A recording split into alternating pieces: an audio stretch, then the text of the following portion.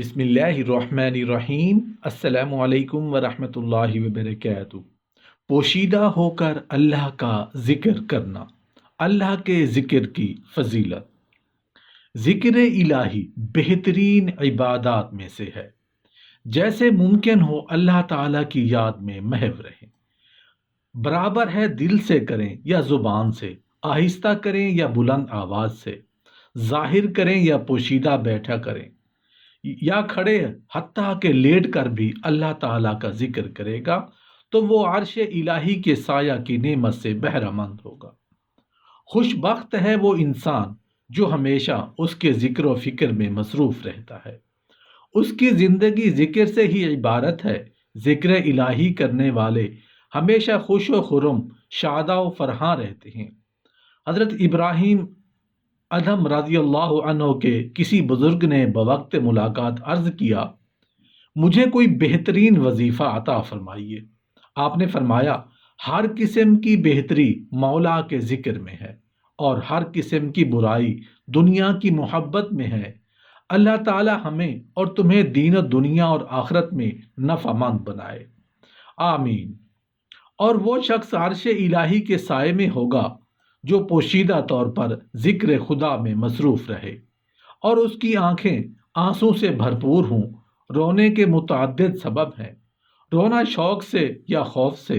حدیث شریف میں ہے، رونا شوق سے ہوتا ہے یا خوف سے۔ چنانچہ ایک بار حضرت سیدنا صدیق اکبر رضی اللہ عنہ ذکر کرتے کرتے رونے لگے۔ لوگوں نے دریافت کیا، سبب کیا ہے؟ آپ نے فرمایا، خوف خدا سے رو رہا ہوں، معلوم نہیں میرا ذکر اس کی بارگاہ میں شرف قبولیت بھی پاتا ہے یا نہیں۔ علماء کرام فرماتے ہیں، وہ دل ویرانہ ہے جس دل میں اللہ تعالیٰ کی یاد نہ ہو، اور وہ زبان ہی نہیں جس پر ذکر خدا جاری نہ ہو۔ ارشاد باری تعالیٰ ہے، تم میرا ذکر کرو میں تمہارا چرچا کروں گا، میرا شکر کرو اور ناشکری سے باز آ جاؤ۔ حدیث قدسی ہے، میں اس کا ہم نشیں ہوں جو میرا کثرت سے شکر کرتا ہے۔ قرآن کریم میں اللہ تعالیٰ فرماتا ہے، اللہ تعالیٰ تمہیں عذاب میں مبتلا نہیں کرے گا اگر تم اس کا شکر ادا کرتے رہو گے۔ حدیث شریف میں ہے، اس شخص کے لیے خرابی ہے جو زبان سے تو ذکر کرے اور اس کا دل غافل رہے۔ حضرت انس رضی اللہ عنہ فرماتے ہیں، ایک دن میں نبی کریم صلی اللہ علیہ وآلہ وسلم کی میت میں ایک پہاڑ پر پہنچا، وہاں 2 گانا نفل ادا کیے، پھر قبلہ رو بیٹھے بیٹھے نبی کریم صلی اللہ علیہ وآلہ وسلم کی میت میں نبی کریم صلی اللہ علیہ وآلہ وسلم نے لا الہ الا اللہ کا ورد شروع فرما دیا، یہاں تک کہ آپ کی آنکھوں سے آنسو بہنے لگے۔ آپ کی ریش مبارک تر ہو گئی اور آنسو سینے اور زانوں پر گرنے لگے۔ آپ کی یہ رقت انگیز کیفیت دیکھ کر میں بھی رونے لگا۔ حضور سید عالم صلی اللہ علیہ وآلہ وسلم نے فرمایا، انس، میں تمہاری آنکھوں میں نمی دیکھ رہا ہوں۔ میں نے عرض کیا، آپ کے آنکھوں سے آنسو نے مجھے بھی رلا دیا۔ اس پر آپ نے فرمایا، بشارت ہے اس شخص کے لیے جس کی زبان ذکر الہی سے تر رہی اور اس کی آنکھیں آنسوں سے پر۔ حضرت سمرہ بن جندب رضی اللہ عنہ سے روایت ہے کہ رسول اللہ صلی اللہ علیہ وآلہ وسلم نے فرمایا، تمام کلموں میں افضل یہ 4 کلمے ہیں، سبحان اللہ، الحمد للہ، لا الہ الا اللہ، اللہ اکبر۔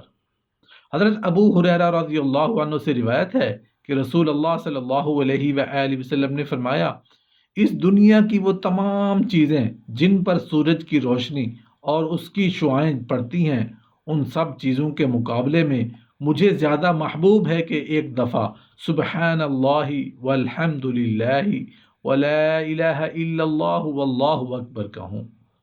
حضرت ابو ہریرہ رضی اللہ عنہ سے روایت ہے کہ رسول اللہ صلی اللہ علیہ وآلہ وسلم نے فرمایا، جس نے روزانہ 100 مرتبہ کہا سبحان اللہ وبحمدہ، اس کے قصور معاف کر دیے جائیں گے، اگرچہ کثرت سمندر کی جھاگوں کے برابر ہوں۔ حضرت ابو ہریرہ رضی اللہ عنہ سے روایت ہے کہ رسول اللہ صلی اللہ علیہ وآلہ وسلم نے فرمایا، 2 کلمے ہیں زبان پر ہلکے پھلکے، میزان اعمال میں بڑے بھاری اور خداوند مہربان کو بہت پیارے ہیں۔ یعنی سبحان اللہ و بحمدہ سبحان اللہ العظیم۔ حضرت ابو ہریرہ رضی اللہ عنہ سے روایت ہے کہ رسول اللہ صلی اللہ علیہ وآلہ وسلم نے فرمایا، جس نے روزانہ 100 مرتبہ لا الہ الا اللہ وحدہ لا شریک لہ لہ الملک ولہ الحمد وہو علی کل شیء قدیر، نہیں کوئی معبود سوا اس کے، وہ اکیلا ہے، کوئی اس کا شریک نہیں، ساجی نہیں، فرما برداری اسی کی ہے اور اسی کے لیے ہر قسم کی ستائش ہے اور ہر چیز پر اس کی قدرت ہے، تو ایسا شخص 10 غلام آزاد کرنے کے برابر ثواب کا مستحق ہوگا اور اس کے لیے 100 نیکیاں لکھی جائیں گی اور اس کی 100 غلطیوں کو معاف کر دیا جائے گا، اور یہ عمل اس کے لیے دن شیطان کے حملے سے حفاظت کا ذریعہ ہوگا، سوائے اس آدمی کے جس نے اس سے بھی زیادہ عمل کیا ہوگا۔ حدیث شریف میں ہے کہ جب بندہ نماز پڑھ کر اسی جگہ بیٹھا رہتا ہے تو فرشتے اس بندے کے لیے دعا کرتے ہیں کہ یا اللہ اس بندے پر رحم فرما، یا اللہ اس بندے کی خطائیں بخش دے، اور اس وقت تک کرتے رہتے ہیں جب تک وہ بندہ بیٹھا رہتا ہے۔ یا اللہ ہم سب کو عمل کی توفیق عطا فرما، آمین۔